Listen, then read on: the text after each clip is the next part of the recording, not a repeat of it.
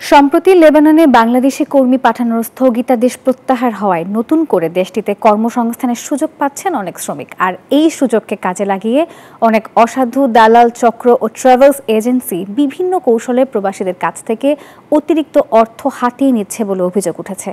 Lebanon থেকে মিলন খানের পাঠানো তথ্য ও ছবি নিয়ে ডেস্ক রিপোর্টে দেখুন বিস্তারিত।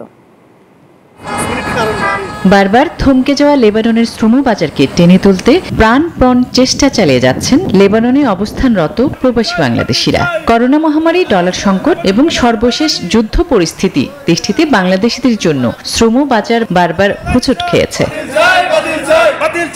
এরপরও সুখের আশায় অনেক স্বপ্ন নিয়ে ফের লেবাননে পাড়ি জমাতে শুরু করেছেন বাংলাদেশি শ্রমিকরা। যুদ্ধ পরিস্থিতির কারণে লেবাননে শ্রমিক পাঠানোর কার্যক্রম স্থগিতাদেশ গেল মাসে প্রত্যাহার হয়। ফের দেশটিতে কর্মসংস্থানের সুযোগ পাচ্ছেন ভিন দেশি শ্রমিকরা।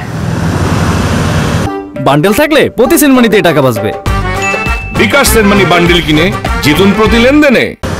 তবে এই সুযোগ কাজে লাগিয়ে অনেক অসাধু দালাল চক্র এবং ট্রাভেল এজেন্সি বিভিন্ন কৌশলে প্রবাসীদের কাছ থেকে অতিরিক্ত অর্থ হাতিয়ে নিচ্ছে বলে অভিযোগ উঠেছে।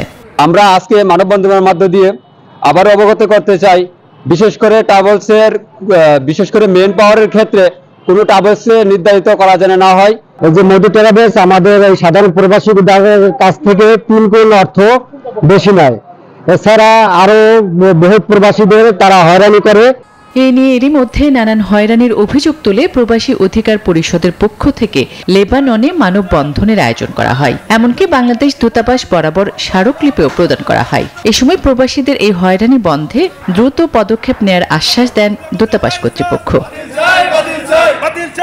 Desk report, news 24।